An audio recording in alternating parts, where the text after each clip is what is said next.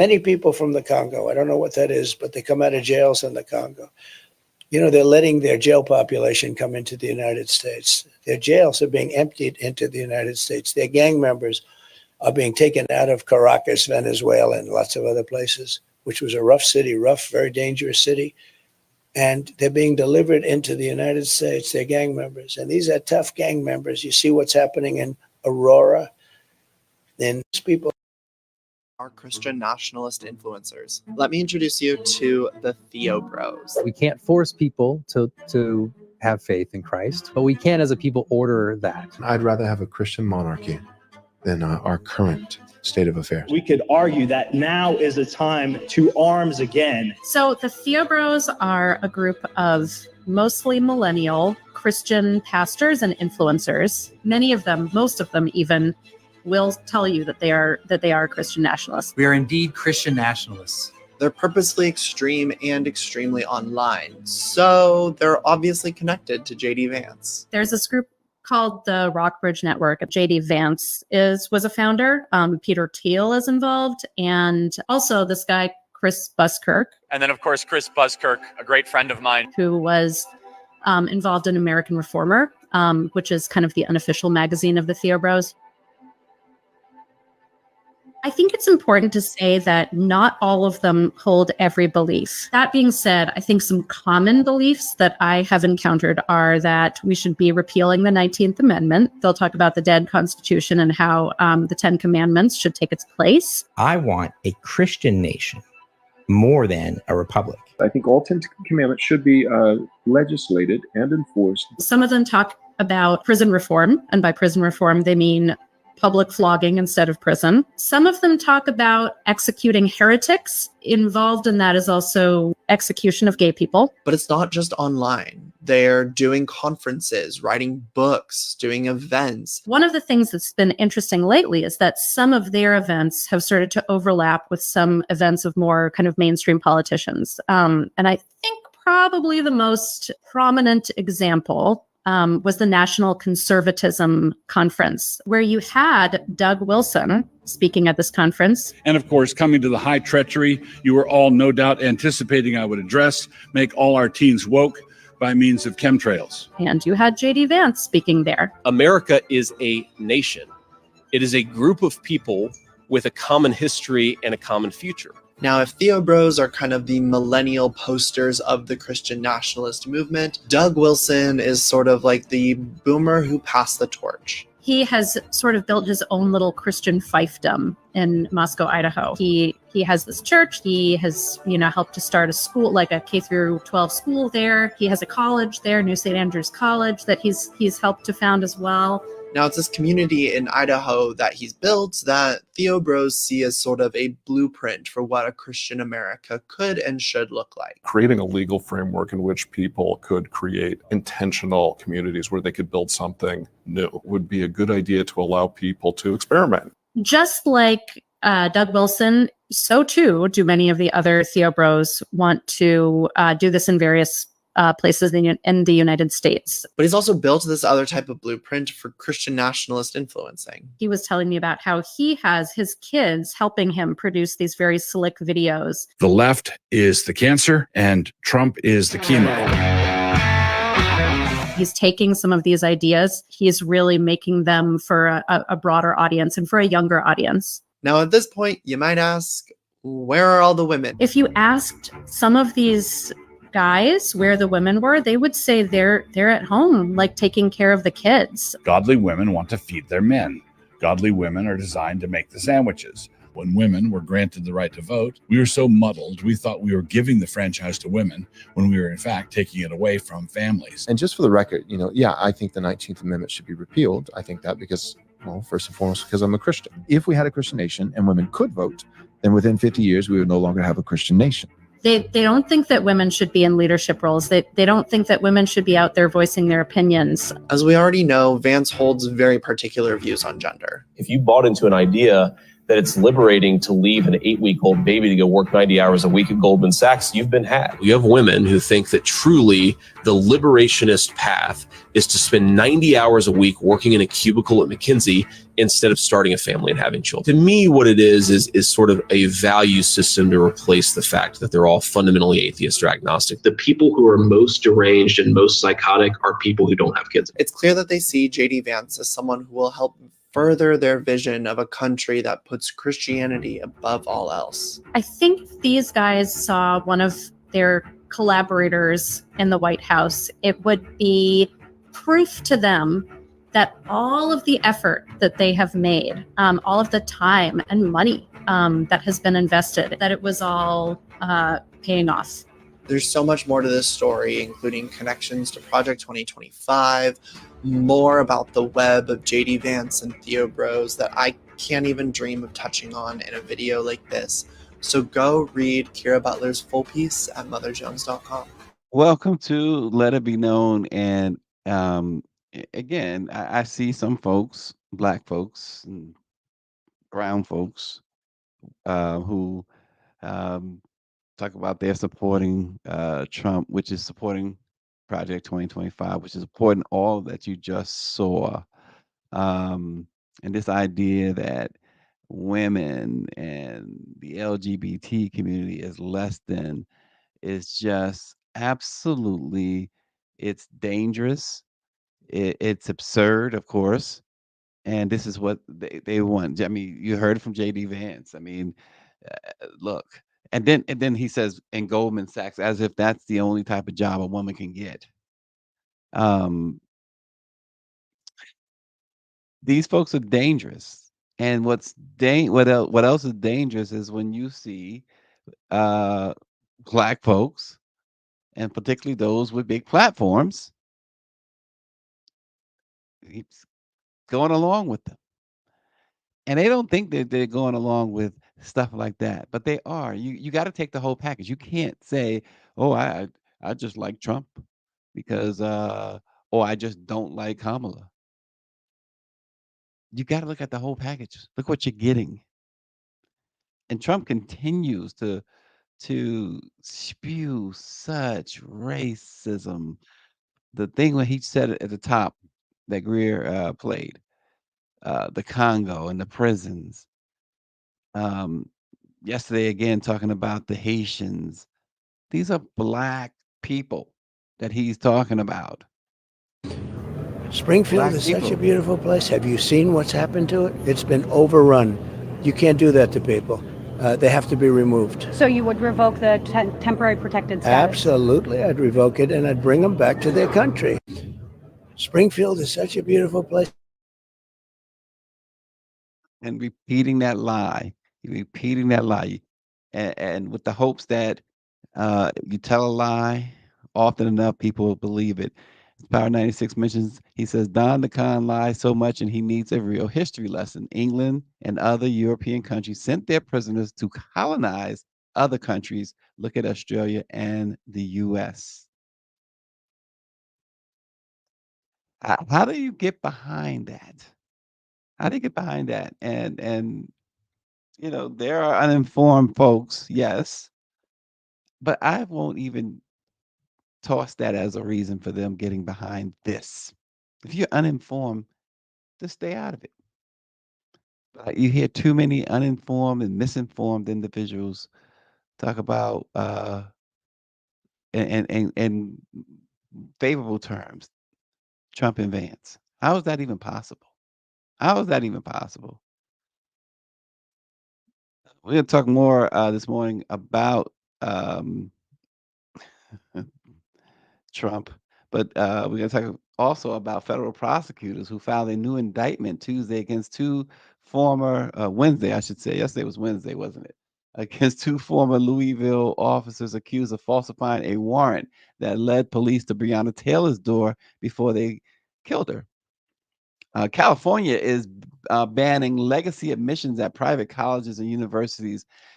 This comes in the wake of that whole affirmative action. This is a counter. Okay, you want to take away affirmative action? It shows you too. Gavin Newsom is going to run for president eventually. The Consumer Financial Protection Bureau, meanwhile, and the White House have teamed up to get more medical debt canceled and removed from people's credit report files. That's a huge, huge thing. Medical debt is humongous. And as many in the Black community grieve the loss of yet another cultural icon, John Amos, his daughter Shannon says she learned about her father's death through the media, like most of us, a month and a half afterwards. And she's not the only one. There's others that are close to that family who are speaking out. We'll get to that as well today. But first, it is official, y'all. I mean, y'all seen at the top this Trump stuff, but it is official. That dude named Donald John Trump has lost his everlasting mind. He's lost his mind.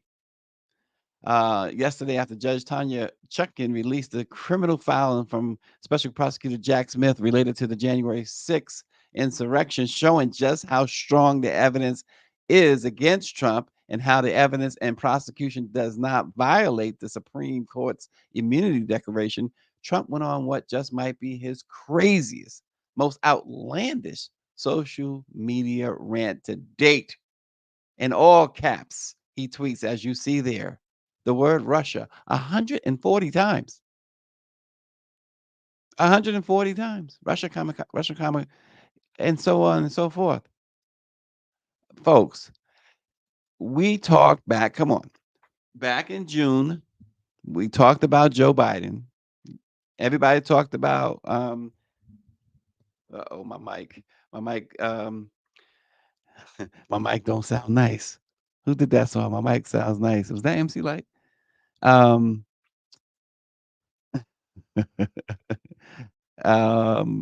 we talked back in June. Folks talked about this in June. Joe Biden being something's not right, cognitive, and all of that. 80 years old. And the Democrats jumped in, Nancy Pelosi and all of them, and they forced him aside, the president. If you don't think that this 80-year-old man, Donald Trump, he's almost 80, if you don't look at him in the same way you looked at Joe Biden back in June, then maybe it's you who have the cognitive decline. Because this right here, you remember, I don't know how many had this happen. It happened to me a few times. When I was in like second grade, third grade, I was a terror. My sister, Sam, she'd come down to my classroom and try and, because she was like in a higher grade, of course, and teacher would call my sister because she put me in line. But the other thing the teacher would do, you write on the blackboard like 100 times, I will behave, I will behave. This guy writes 140 times the word in Russia in all caps. Come on. Come on. And he's and he's running for president of the United States. I mean, you got to be kidding me. That something is seriously mentally wrong with that guy. It's got to be. And it's time. That's hilarious what you're watching on the screen, isn't it? It's time to put this guy in a nursing home or something. It's time. You can't give him control of the nuclear codes again. You can't. It's just, oh my goodness. ONG says Trump is afraid of the female black judge. He knows she will send him to prison. Yeah, Chuckin is not playing around, and that filing with yesterday by Jack Smith. So this, as you know, the Supreme Court said that Trump had immunity for official acts while he was president. And Jack Smith outlined and laid out a case that most of the crimes were not official acts. Most of the crimes, Jack Smith laid it out. There was a conversation in the filings between Trump and Mike Pence, and Mike Pence said, "Listen, give it up, Donald. You lost. Why don't you just run again in 2024?" And he says, "No, I'm not going to wait for that." Mike V says he was showing signs of mental decline when he was in office, holding the Bible upside down, and he was fake signing financial support for HBCUs, a platinum plan he had no way of implementing.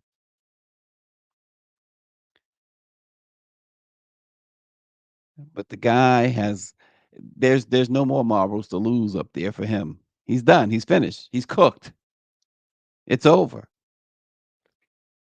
But that filing was something else yesterday. If you haven't had a chance to read it, you should read that filing if you're interested in knowing Jack Smith's case. Based on the filing, it's an extremely strong case.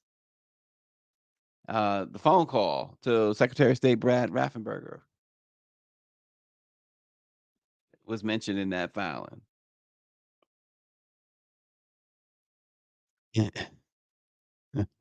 He says, Southbound says Trump has been listening to that song, What People Do for Money. But this guy is cooked. The brain is gone. You remember that commercial? This is your brain, and this is your brain on drugs. Well, I don't know if the man's on drugs, but it's cooked. It's absolutely cooked. Also, this morning, a scathing report released by the U.S. Department of Justice called out the Georgia Department of Corrections for violating the constitutional rights of prisoners and being deliberately indifferent to violent and unsafe conditions.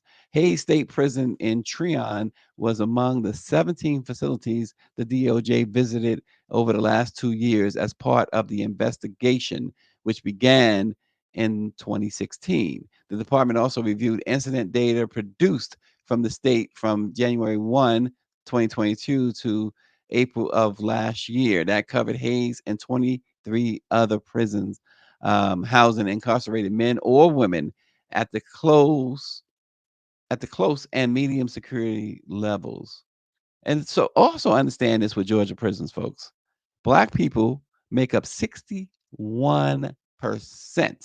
of Georgia's prison population. 61%, while they only make up 31% of Georgia's adult population. So everybody that's incarcerated pretty much is black. And it just means that they are incarcerated at a rate that is 5 times higher than white folks. About 7% of Georgia's prison population is made up of foreign inmates. And as far as women, Georgia incarcerates women at a rate, get this, 181 per 100,000 residents, which is higher than any democratic country in the world. They incarcerate women more than anybody, including countries. State of Georgia.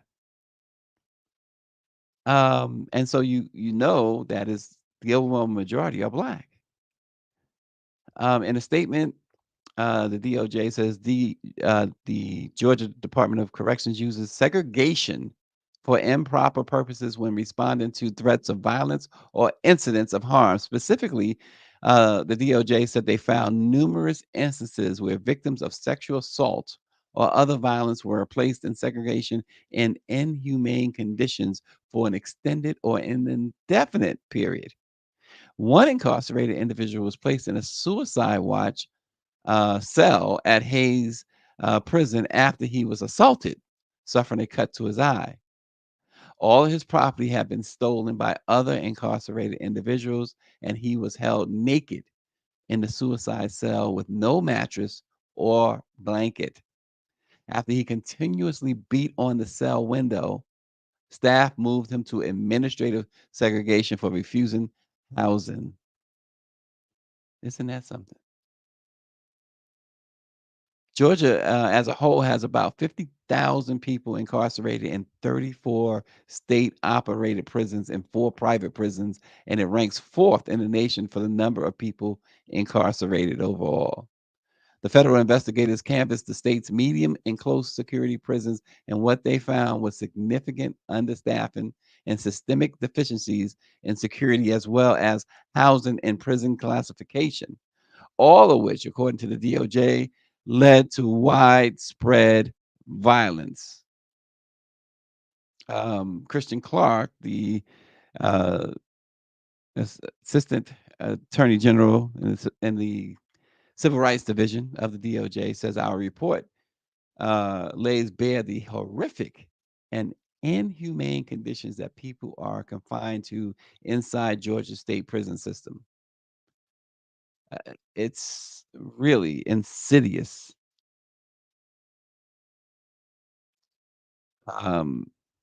She also goes on to say that inmates are maimed and tortured, relegated to an existence of fear, filth, and not so benign neglect. She says these dangerous conditions not only harm the people Georgia incarcerates, it places prison employees and the broader community at risk. Kristen Clark says the Justice Department is committed to using its authority to bring about humane conditions of confinement that are consistent with contemporary standards of decency and respect for basic human dignity. The report stated that the DOC, Department of Corrections, also is specifically failing to protect inmates who are lesbian, gay, bisexual, transgender, and intersex from harm caused by sexual violence or abuse. Kristen Clark says individuals who are LGBTI are subjected to unreasonable risk of harm from sexual abuse in Georgia prisons due to inadequate sexual safety screening and classification practices, problematic and ineffective housing assignments, and other systemic deficiencies. The report states that the DOC is violating inmates' Eighth Amendment rights. He say that individuals there should not be subjected to life-threatening violence and other forms of severe deprivation while serving their prison terms. The Constitution requires humane conditions in prisons, and they are so falling up short on this. Mike V says, with these numbers and demographics, I'm surprised the NAACP hadn't put out a travel advisory for Black folks traveling to Georgia. And Oren G says, sad to say, but a lot of employees of the Department of Corrections are Black. They will shuck and jive for Mr. Charlie on the job. Michelle Madison says, Fulton County prisons are the worst. It sounds like the whole state. I mean, I would imagine it's not ideal to be locked up anywhere, but the South, though. I mean, we've had stories and reports on Mississippi's Parchment Prison, Louisiana, Angola, and we hear Georgia and how they grossly mistreat inmates. I mean, folks, they commit a crime, they get sentenced, and they are to do their time, but not under these conditions. That was not part of their sentencing. But again, when it is majority Black, this is what's to be expected. And Mike V, you're right. The NAACP, not sure what, if anything, they're saying or doing about this. And folks will take the attitude, obviously, well, they're in prison, they're inmates. Why should we care? Well, you should care. There is not too many folks, especially people of color, who don't know someone or have a family member who is or has been incarcerated. And you do not want to think of your family member, your loved one, your friend having to endure such terror. in inhumane conditions.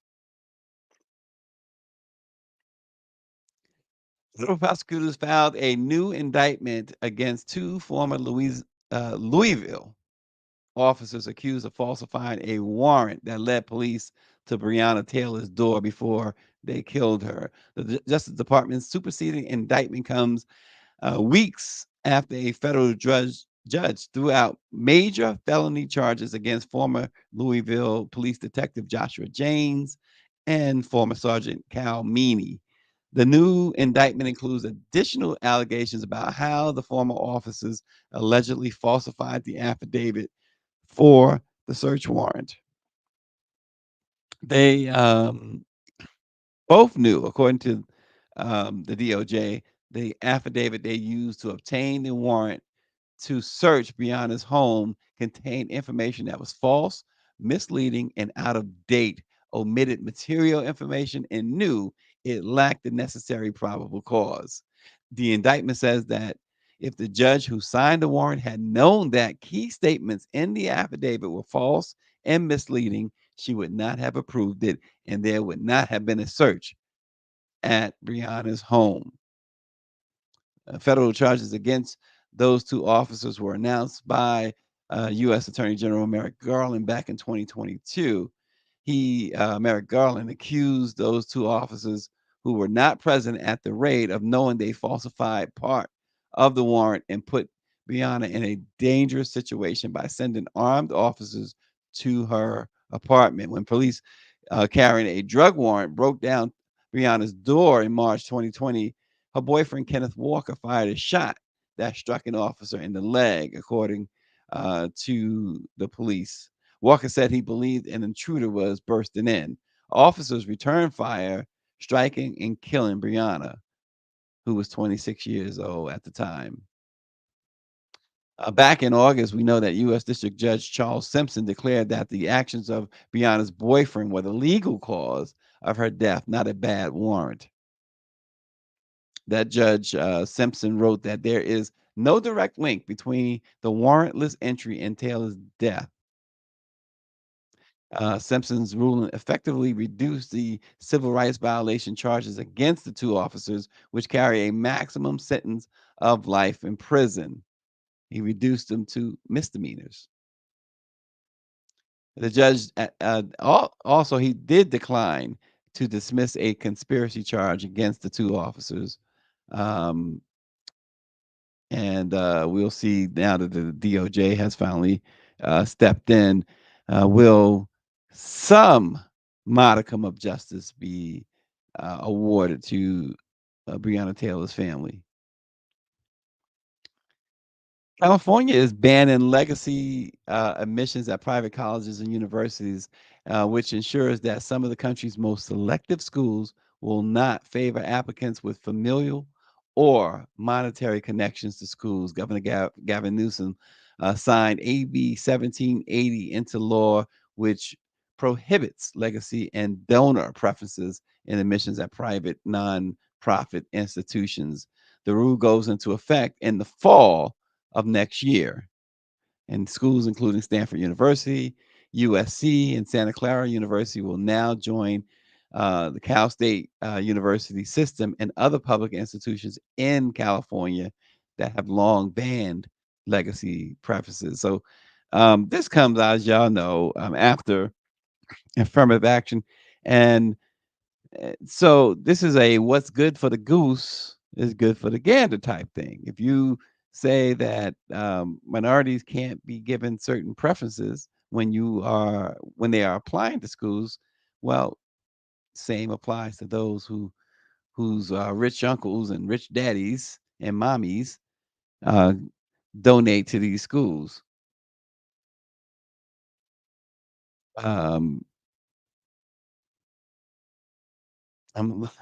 Yeah, that's a good point. I'm looking at what Orangey says about the federal charges in the Breonna Taylor case. He says hopefully they're not presented in front of the same judge, and he still blames Daniel Cameron for not charging and prosecuting the cops. Yeah, he's another one.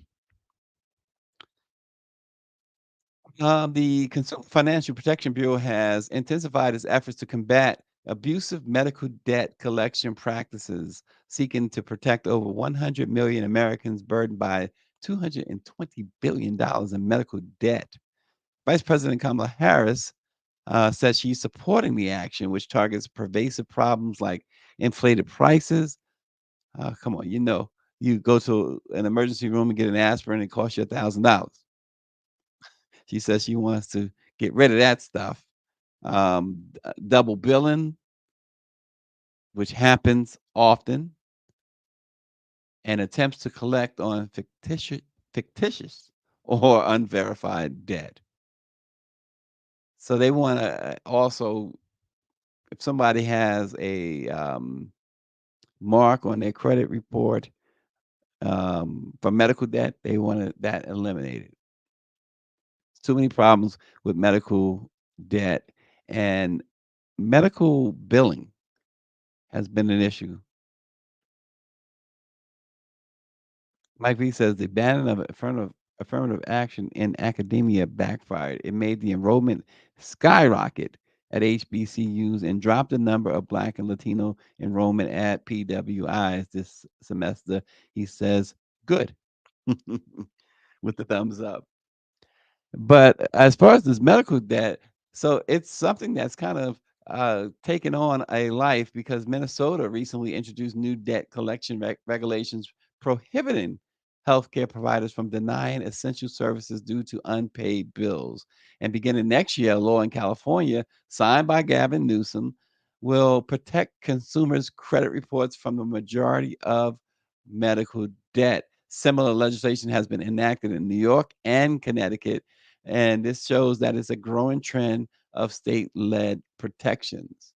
So it's not to say that you can go run up some medical bills, but it does give people relief, much needed relief, because that can bring your credit score down in a major way and prohibit you from getting home loans, car loans. If not, at least it prohibits you from having to pay high interest rates on loans such as homes and cars and other type of loans. Mike V says they should also include cell phone payments as well being a part of your credit score. A lot of poor folks pay their bills on time. It doesn't reflect in their credit history. I know that the Biden-Harris administration, Mike, pushed also, and I believe was successful in getting your rent payments as part of, I have to double check that, but I believe that goes into your credit report. And I think that the way they did it, and again, I got to double check, is that only timely payments are reported to your credit bureau, timely rent payments, which was a major step for lower income folks and poor folks, as you say, Mike V. But I agree, cell phone payments as well. The one thing that low income, poor folks, all folks make sure to do is pay their cell phone bill, and that should account for something, and they pay it on time. If you have services, there are certain services, Boost Mobile and others, that essentially, if you don't pay it on time, they shut you down, and they don't give you any grace period either. So that should account for something. So I'm with you 100%, Mike, on that. But I think as I said, I think the Biden-Harris administration certainly has cracked down on, or at least try to make it more or make it easier for lower income folks to build their credit and their credit scores, which will help them with a lot of things. And now eliminating medical debt is another. I guess they have this habit in the Biden. It's a good habit in the Biden-Harris administration of eliminating debt. They have worked against the grain to eliminate student loan debt, which I still don't understand anybody against that. Particularly the interest rates that people with student debt pay. I mean, we've heard the horror stories. I mean, they're paying for that 20 years into their career, 20 years after they've left college.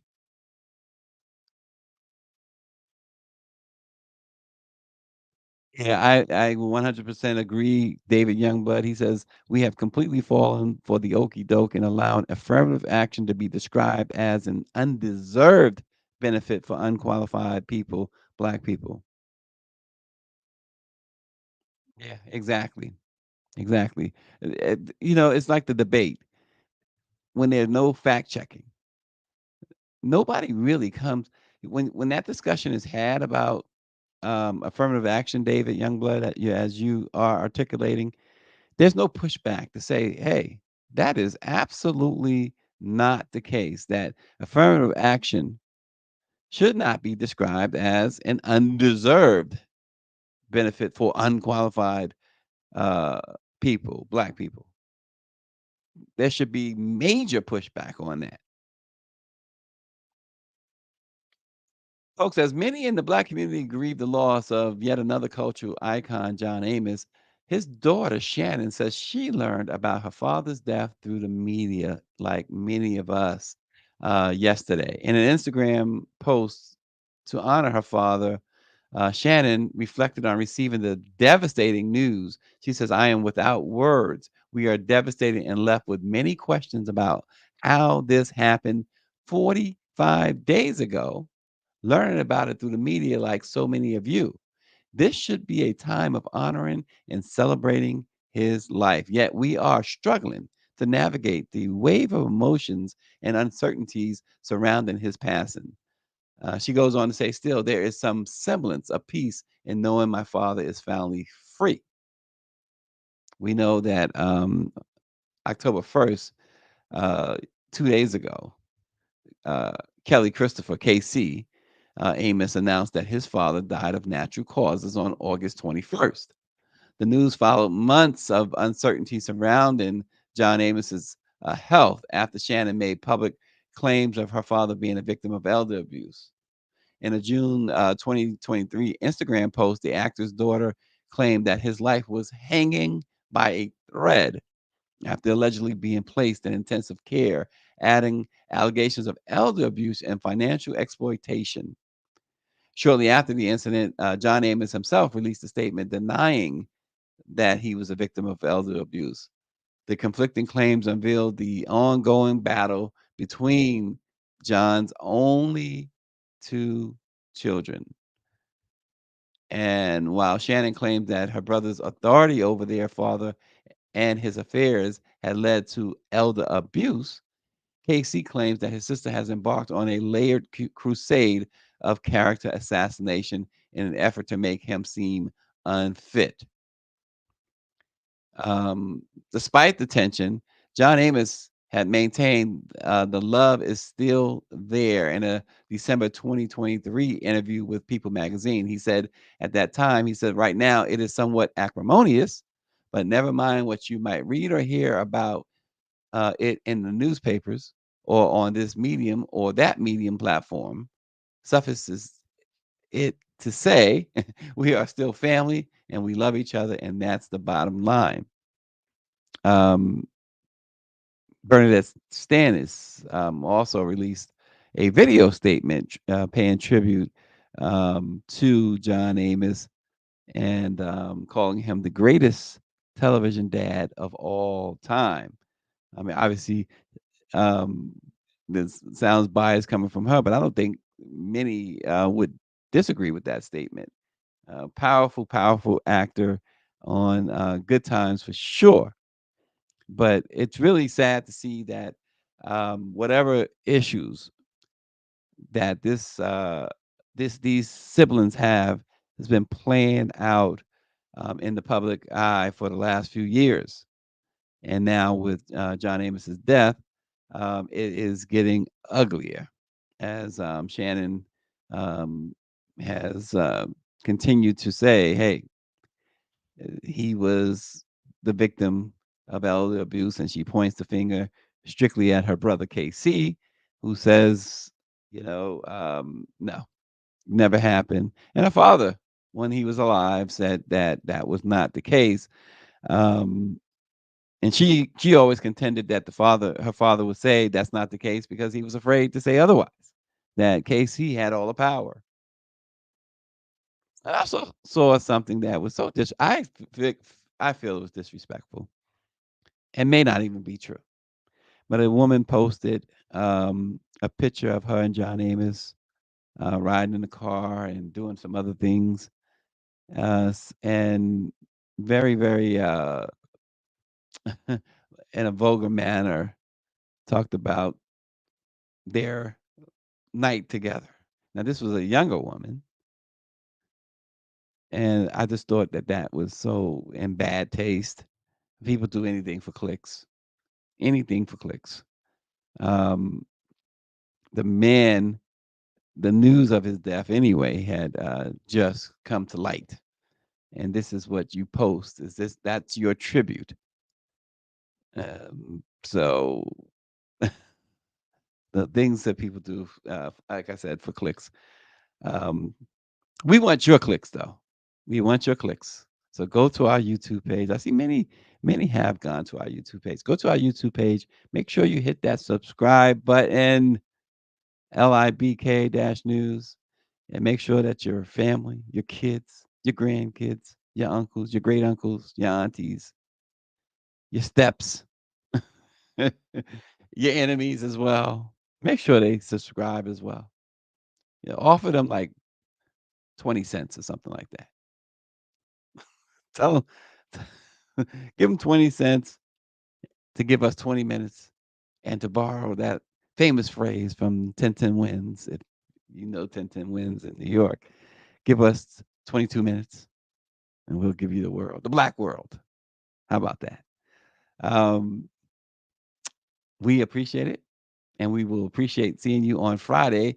And hopefully we have some better news on Friday. But with this election stuff and all this other stuff going on, the strike, it's hard to find.